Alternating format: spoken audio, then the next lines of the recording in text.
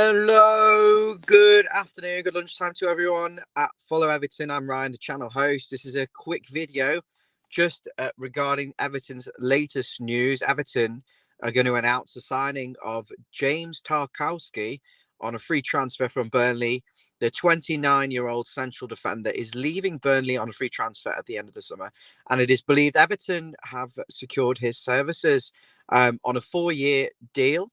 And he completed a medical earlier this week at Broad Green Hospital, I believe.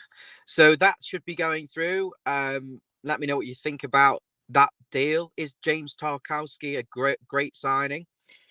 From my perspective, I think there's a couple of sides to this. Now, Burnley, obviously, very solid team. Is that down to the fact that they are very defensive?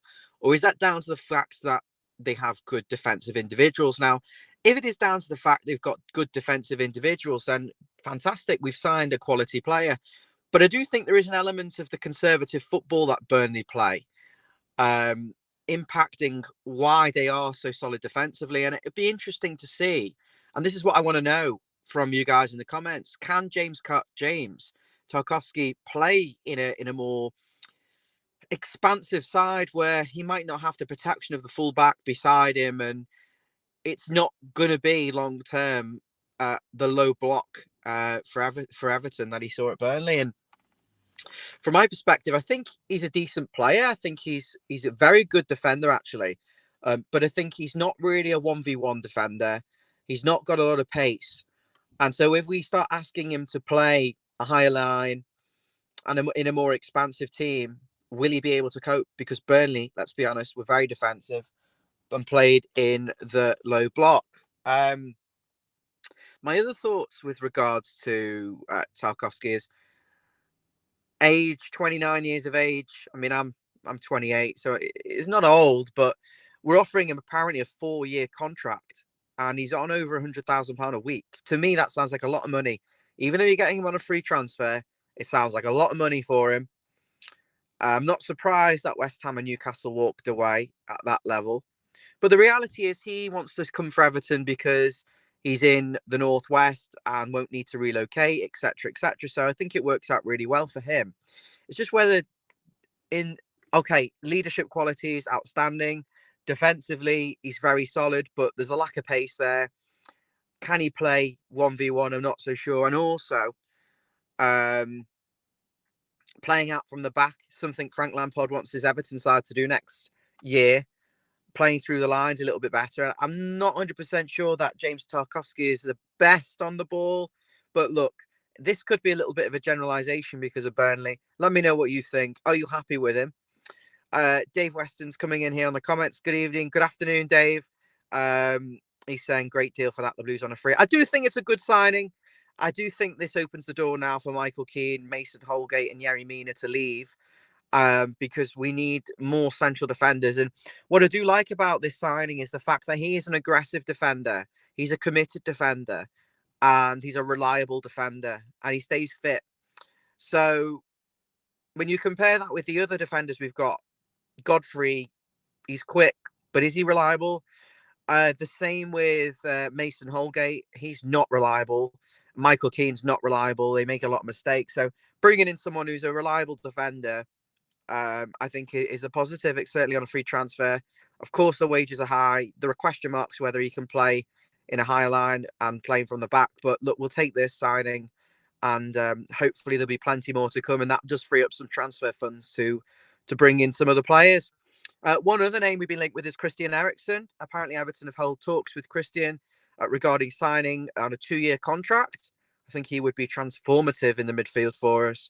And also Conor Gallagher. Frank Lampard is trying to sign Conor on a season-long loan deal from Chelsea with an option to buy next year.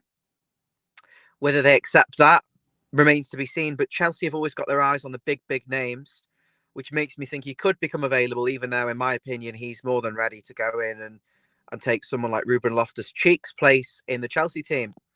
So I'd be very, very happy, actually, with those 3 signings. If you can get any of them over the line, that's great. Obviously, the Tarkowski deal is done, as far as I'm concerned. We've also been linked with Zinchenko. He's kind of like a number 6/left back. And I think that would suit Everton because we can't really afford to have without European football, 2 specialist left backs at the club. So I wonder whether someone like Zinchenko maybe coming in as a number 6, but also covering at left back for certain games, maybe where we need a lot more attacking impetus than Michaelenko can offer. I think he could be a very good addition. The problem is they're looking at a £30 million fee for him. And in my opinion, I don't think he's worth more than sort of around the 14 million mark in this sort of COVID market. So let's see whether that can get done. Would be a good signing as well. Richarlison's been linked with a move away, of course. That is a difficult one because some of the stuff he says makes me think he's committed and wants to stay and has just asked for assurances over his playing position and new signings. But the other part of me thinks he is ready to move on. And to be honest with you, he's probably outgrown the club as it is right now with our financial problems and the level we are in the league. He would do a lot better with better players around him. Before I talk about the retain list and let you guys go, obviously we've agreed a deal with Strike. They're the new main front stake. Sorry, wish it was Strike. Stake as the front sponsorship. Let me know what you make of that. Obviously, there was some criticism over betting companies being on the name of the shirt, but at the end of the day, Everton are a business. If we can get more money and invest that in the club on transfers, I don't think anyone is really complaining. And they were the biggest offering on the table, I believe, by considerable margin. So I don't really think Everton, in this current predicament they're in financially, having lost USM as a sponsorship through unfortunate circumstances, really out of their control, they can afford to be a chooser. And they really just had to take that deal because it seems too good to be true. Look, it's unfortunate, but people aren't going to see the name on the shirt, and it's not. Look, it's a complicated matter. You're going to have your opinion on it, but I think at the moment, a lot of people who like to gamble and bet regardless, and then can't criticize that being sponsored by a betting company. I don't think you can have your cake and eat it there. Eugene saying Billy Bingham, Everton player, manager, passed away aged 90. I haven't seen that. That's awful news. That's very, very sad. Let me know what you think about that in the comments. I'm just going to talk about, before I let you go, a very busy day. Just wanted to come on here, talk about the retain list. Confirmation for you guys that Asmir Begovic will be staying another season. We've offered terms as well to Lonergan, the Champions League winner at Liverpool. Now, I don't really know about this. I can only assume that it means João Virginia's leaving on a permanent deal. Maybe Sporting will get it. Maybe Benfica, maybe a team in Portugal will sign him on a permanent deal. So João Virginia probably leaving, and they need the cover. Is Tyra ready for it? They've got another keeper I think they signed for the under-23s. He mustn't be ready for it if we've offered Lonergan another deal. Or maybe they just thought it was too good of a deal to turn down. An opportunity maybe, I don't know. But Begovic is staying. I don't think he's the best goalkeeper, I'm not going to lie. I think he's a bit of a statue. I remember seeing him at the Arsenal game, end of the season. I thought he could have done a lot better for 3 of the goals. But look, he has had some good performances, and he's very experienced. Goalkeeper is probably a great in the dressing room, so they've offered him a new terms, and we trust the process. Cenk Tosun's leaving the club. That's 100 grand off the wage bill. Fabian Delph as well is leaving as his contract has expired. And of course, Gylfi Sigurdsson, who was suspended without pay, I was told, is no longer an Everton player. So that's around 300 grand in wages minimum saved from those departing. I believe that John Joe Kenny was offered a 3-year contract, but was told he was going to be sort of like a utility player. It felt like a bit of a, we like having you around type of deal. And we've gone and offered him the 3-year deal, cover at left back, cover at right back. But let's be honest, he's a championship player at best. And in my opinion, I think John Joe Kenny turning down the terms as he's done is probably the best for his career. He's off to Wonderless Mensch. I love that. He's rejected the 3-year deal. I think he will have been offered low salary and not much playing time, and I think it's for the best that he moves on. So there you go. Kenny leaving, Sigurdsson, Tosun, Delph. That's around £400,000 a week in wages saved. Brilliant for Everton over the course of a year. 1.6 million a month, 12 million, 0.6 million times 12, 6 million, about 18 million a year.